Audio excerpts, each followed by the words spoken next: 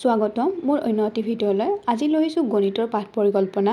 অসমীয়াৰ দুটা পাঠ পৰিকল্পনা অলৰেডি মই আপলোড কৰিছোঁ। আপোনালোকে সেই পাঠ পৰিকল্পনাটা চাই ল'ব। আৰু গণিতৰ মই তৃতীয় শ্ৰেণীৰ আকৃতি আৰু নক্সা পাঠটি লৈছোঁ।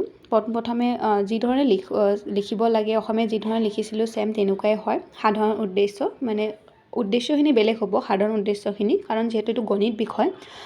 সাধাৰণ উদ্দেশ্যটো আমি বিষয়টোৰ ওপৰত লিখা হয় আৰু বাকী যি শিক্ষণীয় উদ্দেশ্য থাকে সেইটো আমাৰ পাঠটিৰ ওপৰত লিখা হয়। শিকন সঁজুলি আমি পাঠটিৰ ওপৰত আধাৰ কৰি কিনে লৈছোঁ। তাৰপিছত পদ্ধতিও পাঠটি যিধৰণে বুজাব সেইধৰণে লিখিব লাগিব। তাৰপিছত প্ৰস্তাৱনাত আমি যিধৰণে অসমীয়াটো লিখিছিলোঁ পূৰ্ব জ্ঞান পৰীক্ষা কৰিব লাগে আৰু মনোযোগ আকৰ্ষণ কৰিব লাগে, তাৰ বাবে কিছুমান প্ৰশ্ন সুধিব লাগিব আৰু মই প্ৰশ্নকেইটা লিখিছোঁ। আপোনালোকে নিজৰ ইচ্ছাত বেলেগো প্ৰশ্ন দিব পাৰে, এনেকুৱা নহয় যে এইকেইটাই দিব লাগিব। তাৰপিছত পাঠ ঘোষণা কৰিছোঁ। উপস্থাপন স্তৰটো বহুত বেছি ইম্পৰ্টেণ্ট হয়। ইয়াতে মই শিক্ষণীয় দিশ তিনিটা দিছোঁ। আকৃতিসমূহ চিনি পোৱা আৰু তাৰ কিছুমান বিষয়ে বুজি পোৱা। তাৰপিছত দ্বিমাত্ৰিক ত্ৰিমাত্ৰিক কি হয় সেইটো বুজি পোৱা বা চিনি পোৱা।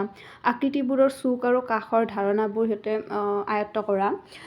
কিন্তু ইয়াতে তিনিটা শিক্ষণীয় দিশ আপোনালোকে নিদিব এটা পাঠ পৰিকল্পনা, কাৰণ পাঠ পৰিকল্পনা বুলি ক'লে আমি এটা পিৰিয়ডৰ কাৰণে বনাওঁ। তো এটা পিৰিয়ডত তিনিটা শিক্ষণীয় দিশ শিকোৱাটো সম্ভৱ নহয়।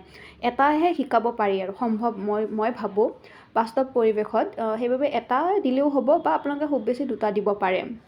তাৰপিছত বাকী যি বিশেষ উদ্দেশ্য d.el.ed প্ৰতিটো শিক্ষণীয় দিশ বা বিশেষ উদ্দেশ্যৰ ক্ষেত্ৰত আমি কি d.el.ed ব্যৱহাৰ কৰিম, শিক্ষকে কি ধৰণে কাৰ্যখিনি কৰি তেওঁলোকক পঢ়াব বুজাব, শিক্ষাৰ্থীক কি কাৰ্যাৱলী দিব আৰু তাৰ পৰা শিক্ষাৰ্থীসকলে কি কি শিকিলে, সেইখিনি আৰু ছেম বস্তুৱে হয়, সেইখিনি লিখিছোঁ। মই ইয়াতে তিনিটা দিছোঁ, আপোনালোকে ইয়াৰ পৰা যিকোনো দুটা বা এটা ল'লে হৈ যাব। মই তিনিটা একেলগে দেখাই দিলোঁ আপোনালোকক।